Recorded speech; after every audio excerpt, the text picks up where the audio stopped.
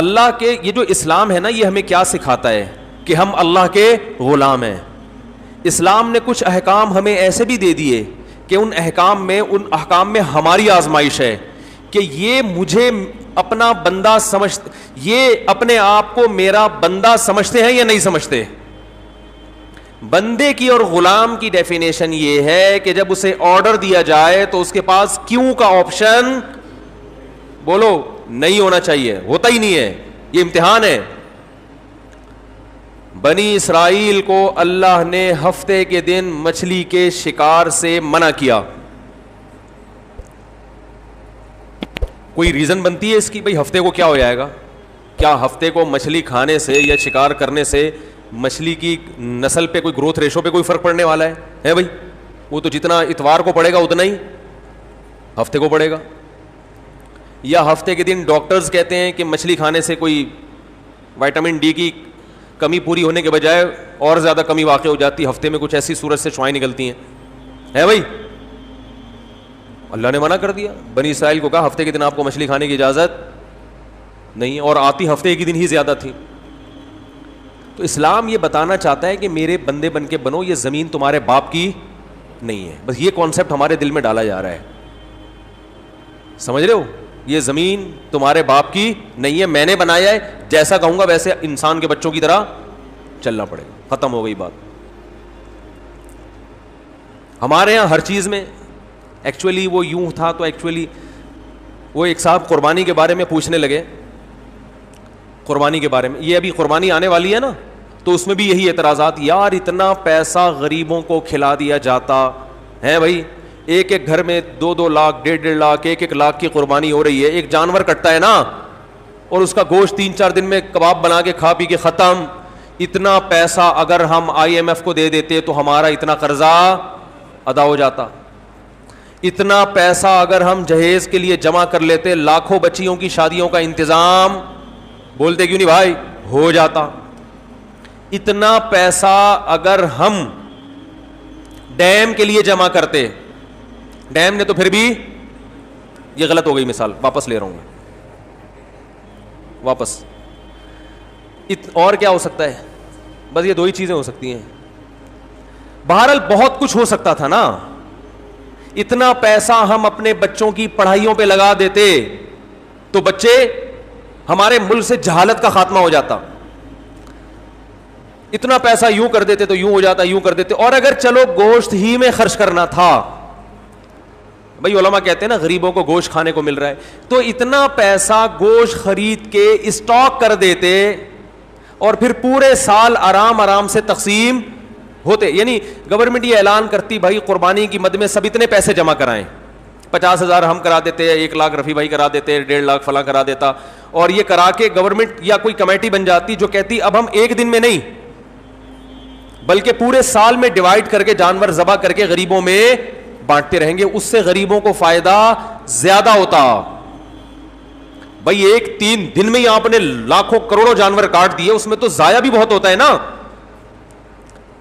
ارے اس کو اسٹور کر کے, بھائی یہ گائے مفتی صاحب کی ہے, یہ گائے فلاں کی ہے, یہ گائے فلاں کی ہے, اب یہ بس اللہ کے نام پہ ہو گئی ہے, اب بوقت ضرورت بقدر ضرورت جب ضرورت ہوگی یہ گائے کٹتی رہے گی, راشن بٹتا رہے گا غریبوں میں. یہ 3 دن کے اندر ہی کیوں, 3 دن کے اندر اتنا جانور جب آپ کاٹتے ہیں تو فائدے کے بجائے نقصان بولو نا زیادہ ہوتا ہے. معاشی لحاظ سے جانور کے گوشت کی قیمت بہت زیادہ اوپر چڑھتی ہے, جو ظاہری کیلکولیشن بتاتی ہے, حقیقت تو اللہ ہی جانتا ہے.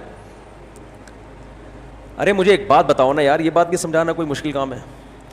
دیکھو آپ کے پاس 3 لاکھ روپے پڑے ہوئے ہیں یا 2 لاکھ روپے پڑے ہوئے ہیں, ماہرین معیشت کیا کہتے ہیں, وہ 2 لاکھ ایک دن میں خرچ کر لو یا پورے سال ڈیوائڈ کر کے خرچ کرو, زیادہ بہتر کون سا کیا عمل ہے؟ پورے سال ڈیوائڈ کرو, ایسا ہی ہے نا.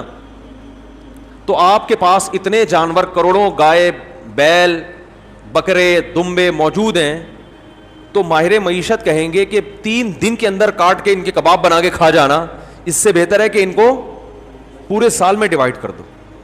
کچھ محرم میں کٹیں گے, کچھ سفر میں کٹیں گے, کچھ ربیع الاول میں کٹیں گے, اس سے گوشت کی قیمت بھی کیا رہے گی, ہمارے کنٹرول میں رہے گی, وافر مقدار میں غریبوں کو گوشت بھی ملتا رہے گا. عقل تو یہی کہتی ہے.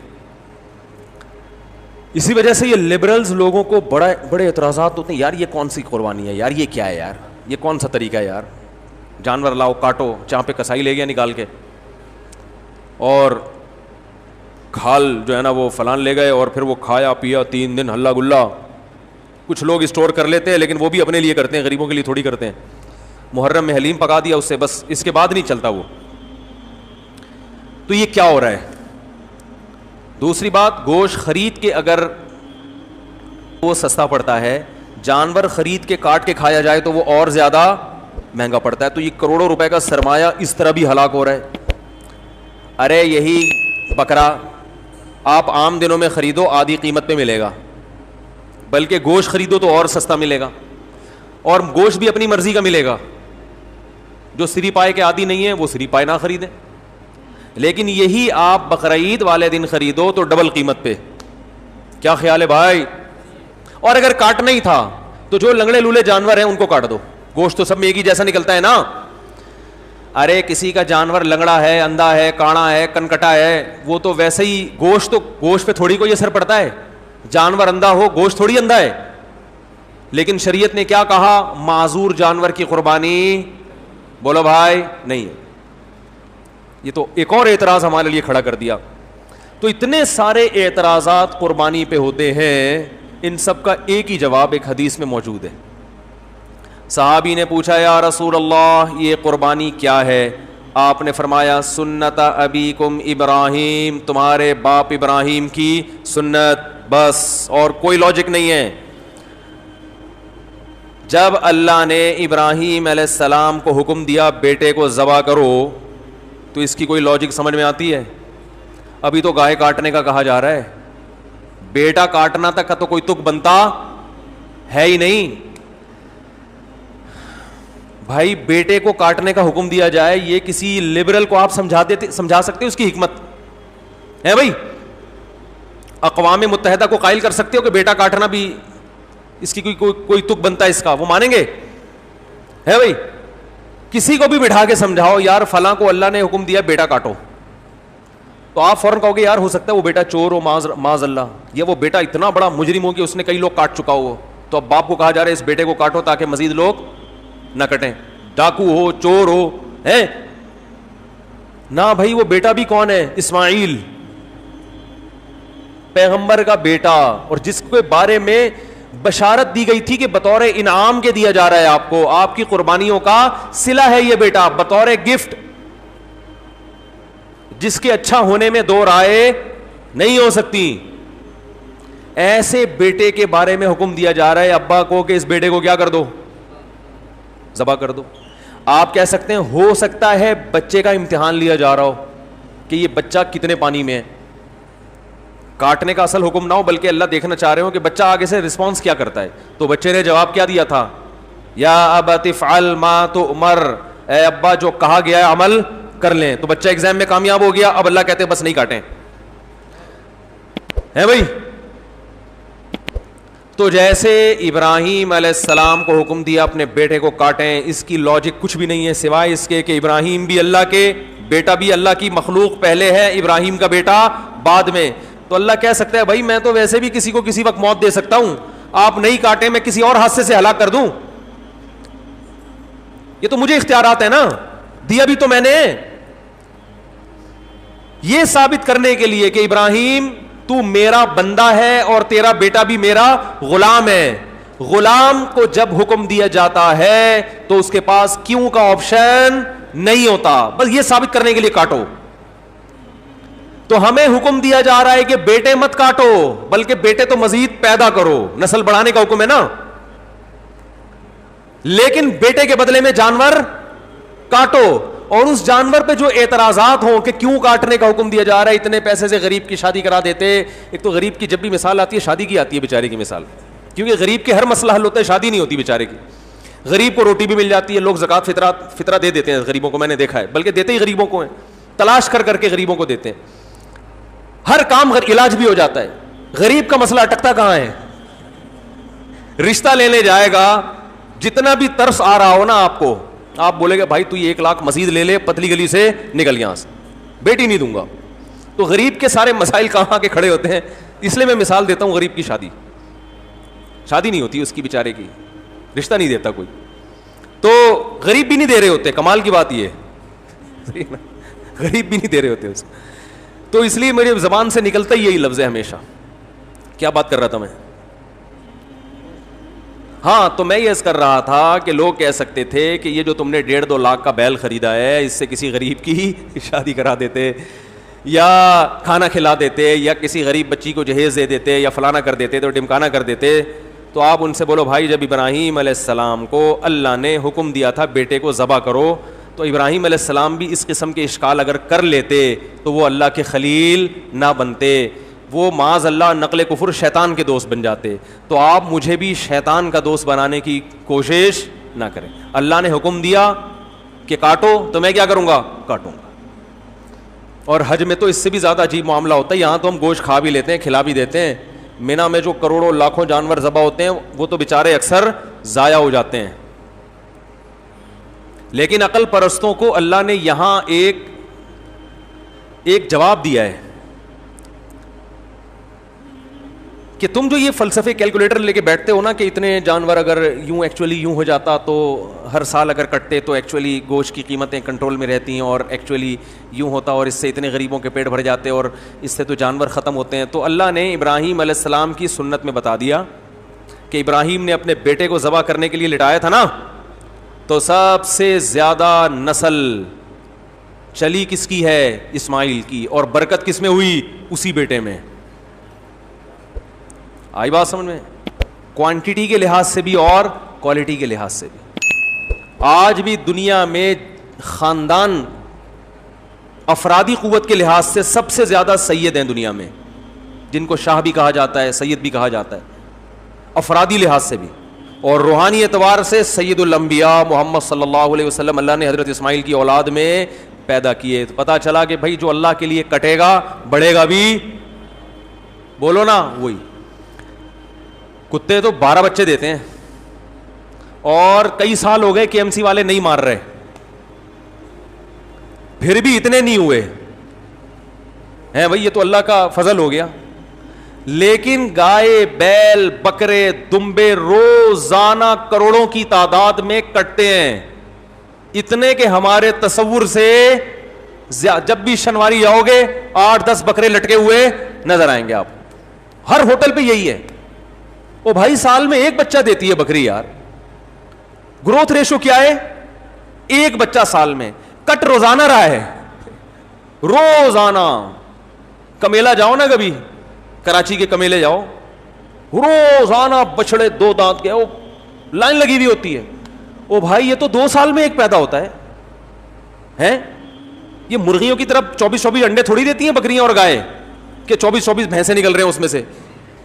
اتنا کٹ رہا ہے, اتنا کٹ رہا ہے, اتنا کٹ رہا ہے. اور پھر بقرعید کے 3 دنوں میں دیکھو, اور پھر حج میں دیکھو, ختم ہونے کا نام بولو بھائی نہیں لے رہا.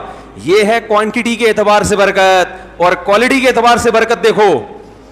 جو طاقت صحت اللہ نے ان 4 جانوروں کے گوشت میں رکھی ہے وہ کسی اور کے گوشت میں نہیں ہے. مرغی کھانے سے طاقت, بول لو, مرغی کچھ نہیں بگاڑ سکتی آپ کا. ان مرغیوں میں دم ہی ختم ہو گیا ہے. یہ آپ کو کیا, آپ ان کے خلاف جتنا بھی احتجاج کرو یہ کچھ نہیں کرے گی. بکرے کے خلاف بولنے سے پہلے سوچنا صحیح ہوتا. روحانی برکت بھی ہے. میں اکثر ایک مثال دیتا ہوں نا, وہ ہم جب چھوٹے بچے تھے تو شعیب اختر تھا بہت فاسٹ بالر, تو اس کی بالنگ کا سنتے تھے. میں تو نہیں دیکھتا تھا اس وقت ٹی وی, تو سنتے تھے بہت فاسٹ بالر ہے. تو اس دور میں انڈیا کے کسی شعیب اختر, کیا میں نے بولا, ایکٹر بولا, ایکٹر نہیں کھلاڑی.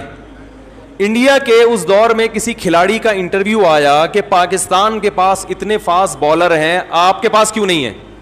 تو انڈیا کے اس کھلاڑی نے کہا کہ شعیب اختر گوشت کھاتا ہے, ہم گوشت, بولو بھائی, نہیں کھاتے. واگا بارڈر پہ چلے جاؤ, گوشت کا سبزی سے مقابلہ آپ کو نظر آئے گا وہاں. میں 2 دفعہ واگا بارڈر پہ گیا ہوں, بار بار دل چاہتا ہے لیکن اب چونکہ ذرا مشہور ہو گئے تو ہر آدمی وہ پھر تصویریں لے کے ڈالنا شروع کر دیتے ہیں اور ایک عجیب ہی. تو واہگہ بارڈر پہ آپ جائیں, ایک طرف گوشت نظر آئے گا, دوسری طرف بولو بھائی سبزی. آوازوں میں دم دیکھو, ایک کی دھاڑ جیسے شیر دھاڑ رہا ہے, قد ہے بھائی جیسے بیل. تو یہ برکت کس کی ہے؟ گوشت کا مقابلہ سبزی سے دیکھنا, سبزی سے کرنا ہے تو ابھے نندن کی چائے دیکھ لو. ایک سبزی کھا کر اڑا تھا ہے بھائی ہوا میں, اور ایک بولتے کیوں نہیں یار, اس میں تو کوئی کچھ نہیں, کوئی پابندی نہیں ہے یار, آپ تو گوشت کھاتے ہو نا. ایک نے سبزی کھائے تھے ٹماٹر, جس پہ پھر ہم پہ پابندی لگائی کہ ٹماٹر پہ پابندی لگا رہے ہیں ہم. لگا دو پابندی, گائے پہ پابندی نہ لگانا.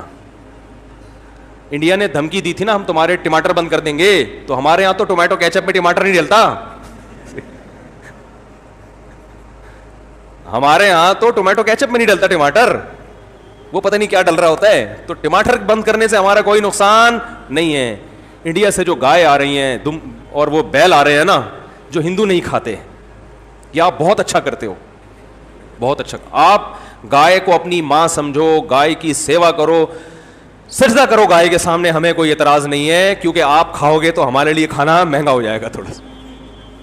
تو اگر آپ یہ دھمکی دیتے کہ ہم پاکستان کو قربانی کی گائے بند کر دیں گے تو ہم پریشان ہوتے. بھائی ہمیں تو واہگہ بارڈر پہ آپ کے خلاف جو نعرے لگانے پڑتے ہیں وہ گائے کا گوشت کھائے بغیر ممکن نہیں ہے. ہمیں جو اڑتے ہوئے جہازوں کو کنٹرول کر کے زمین پہ لا کے پائلٹ کو چائے پلا کے واپس بھیجنے کا عمل ہے, یہ گائے کا گوشت کھائے بغیر ممکن نہیں ہے. گائے بند نہ کرو ہماری. اب مجھے ڈر ہے کہ وہ بھی گائے کھانا نہ شروع کر دیں یہ بیان سن کے, لیکن ان کو ٹائم لگے گا. آج اگر وہ ہندو گائے کھانا شروع بھی کرتے ہیں تو وہ تو ظاہر ہے ان کی جین میں شامل ہونے میں 5-6 صدیاں بھی گزریں گی. ہم تو ہزاروں سال سے کھا رہے ہیں بھائی. ابھی آپ کو گائے کھا کے بھی ہمارا مقابلہ کرنے میں 200-400 سال لگیں گے. یہ گائے. باقی آپ کہہ سکتے ہیں وہ گائے کھانے سے کولیسٹرول بڑھتا ہے, وہ اس لیے بڑھتا ہے کہ وہ پھر کام جہازوں والے نہیں ہو رہے نا. سارے تھوڑی ابے نندن کے مقابلے میں ہوا میں یا واہگہ بارڈر پہ پریڈ کر رہے ہیں. زیادہ تر تو گائے کھا رہے ہیں اور کمپیوٹر کے آگے بیٹھ کے بس یہ انگلیوں کی جو مسل ہے نا, ان کی ایکسرسائز ہو رہی ہے. اس کے لیے گائے کھانے کی ضرورت بولو بھائی نہیں. آفس میں بیٹھے ہوئے ٹھش پش, اس سے کیا ہوگا؟ تو پھر وہ ظاہر ہے پھر تو پھٹو گے. گائے پھر یہ گائے کی توہین ہے. یہ جو گائے کا گوشت کھانے سے کولیسٹرول بڑھتا ہے, یہ گائے کے گوشت کی توہین کی وجہ سے بڑھتا ہے. کیا آپ نے بڑا گوشت کھایا, کام بڑے نہیں, کام چھوٹے چھوٹے, مرغیوں فارمی مرغی جیسے کام کر رہے ہیں آپ, اس لیے کولیسٹرول بڑھتا ہے, ہارٹ اٹیک ہوتا ہے. بڑا گوشت وہ کھائے جو کام کیا کرے, بڑے کرے, جو فضاؤں میں جہازوں پہ قبضہ کرے, پائلٹوں کو آسمانوں سے نیچے اتارے, اور پی آئی اے کے جہاز لے جا کے, اللہ کی پناہ یار, یہ بھی ہمارے یہاں ہو رہا ہے. اس میں گائے کا قصور نہیں ہے, یہ پی آئی اے والوں کا ذاتی قصور ہے. بہرحال کیا بات چل رہی تھی, کہاں سے کہاں نکل گئی. تو قربانی پہ بات چل رہی تھی. دیکھو ابے نندن کی چائے کا جب بھی قصہ آتا ہے نا, مجھے ایک بات بہت اچھی لگتی ہے, میں دوبارہ ریپیٹ کروں گا اس کو, کہ ایک آدمی کو ہوا سے اتارا, چائے پلائی, نہلایا دھلایا, اچھے کپڑے پہنائے اور عزت کے ساتھ واپس بھیج. بہت زبردست کام ہو گیا ہمارے لیے. اب اس پہ میں بات کروں گا تو پھر بات بہت لمبی ہو جائے گی.